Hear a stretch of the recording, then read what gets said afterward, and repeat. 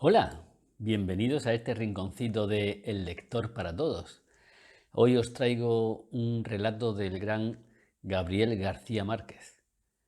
Entramos en la lectura ya, porque su título es La luz es como el agua. Comenzamos. En Navidad, los niños volvieron a pedir un bote de remos. De acuerdo, dijo el papá. Lo compraremos cuando volvamos a Cartagena.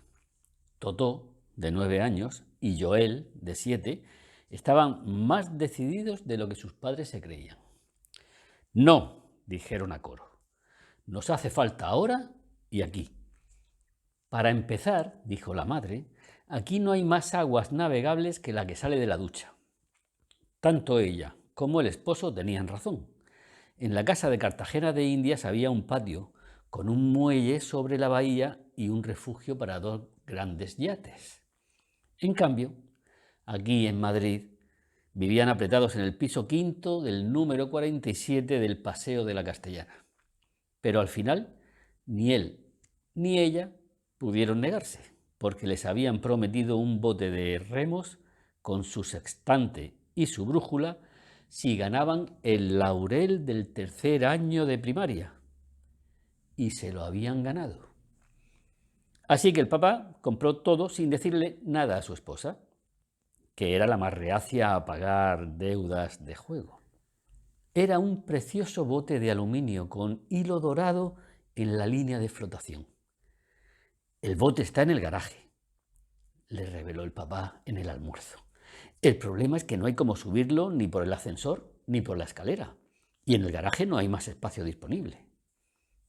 Sin embargo, la tarde del sábado siguiente, los niños invitaron a sus condiscípulos para subir el bote por las escaleras y lograron llevarlo hasta el cuarto de servicio.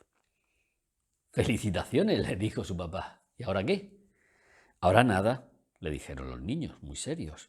Lo único que queríamos era tener el bote en el cuarto. Y ya está. La noche del miércoles, como todos los miércoles, los padres se fueron al cine. Los niños, dueños y señores de la casa, cerraron puertas y ventanas y rompieron la bombilla encendida de una lámpara de la sala. Un chorro de luz dorada y fresca como el agua empezó a salir de la bombilla rota y lo dejaron correr hasta que el nivel llegó a 4 palmos.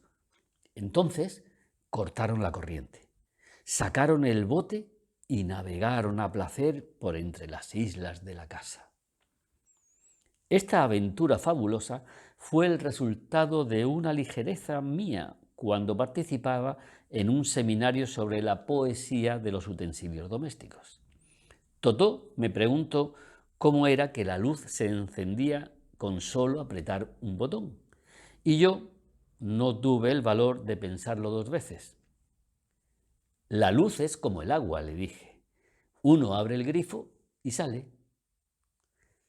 De modo que los niños siguieron navegando los miércoles por la noche, aprendiendo el manejo del sextante y la brújula, hasta que los padres regresaban del cine y los encontraban dormidos como ángeles en tierra firme.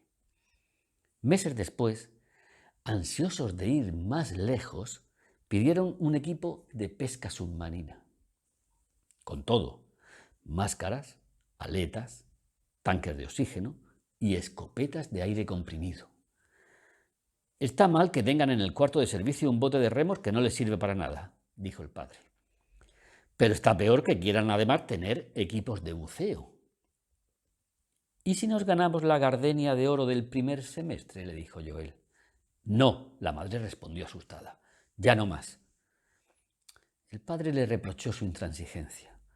Es que estos niños no se ganan ni un clavo por cumplir con su deber, dijo ella. Es que estudiar es su deber. Pero por un capricho son capaces de ganarse hasta la silla del maestro. Los padres no dijeron al fin ni que sí ni que no. Pero Totó y Joel, que habían sido los últimos en los 2 años anteriores, se ganaron en julio las 2 gardenias de oro y el reconocimiento público del rector. Esa misma tarde, sin que hubieran vuelto a pedirlo, encontraron en el dormitorio los equipos de buceo. en su empaque original. De modo que el miércoles siguiente, mientras los padres iban al cine, llenaron de nuevo el apartamento hasta la altura de 2 brazas. Bucearon como tiburones mansos por debajo de los muebles y de las camas, y rescataron del fondo de la luz las cosas que durante años se habían perdido en la oscuridad. En los premios finales, los hermanos fueron aclamados como un ejemplo para la escuela y les dieron diplomas de excelencia. Esta vez no tuvieron que pedir nada, porque los padres les preguntaron qué es lo que querían. Ellos fueron tan razonables que solo quisieron una fiesta en casa para agasajar a todos sus compañeros de curso. El papá, a solas con su mujer, estaba radiante. «Es una prueba de madurez», dijo. «Ay, Dios te oiga», contestó la madre.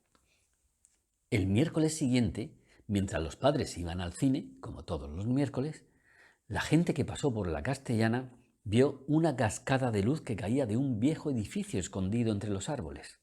Salía por los balcones, se derramaba a raudales por la fachada y se encauzó por la gran avenida en un torrente dorado que iluminó la ciudad hasta el Guadarrama.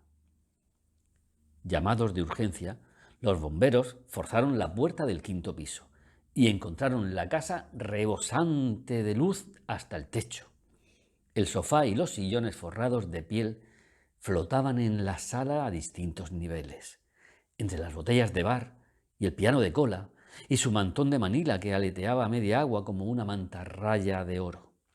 Los utensilios domésticos, en la plenitud de su poesía, volaban con sus propias alas por todo el cielo de la cocina. Los instrumentos de la banda de guerra, que los niños usaban para bailar, flotaban al garete entre los peces de colores liberados de la pecera de mamá, que eran los únicos que flotaban vivos y felices en la vasta ciénaga iluminada. En el cuarto de baño flotaban los cepillos de dientes de todos, los preservativos de papá, los pomos de cremas y la dentadura de repuesto de mamá.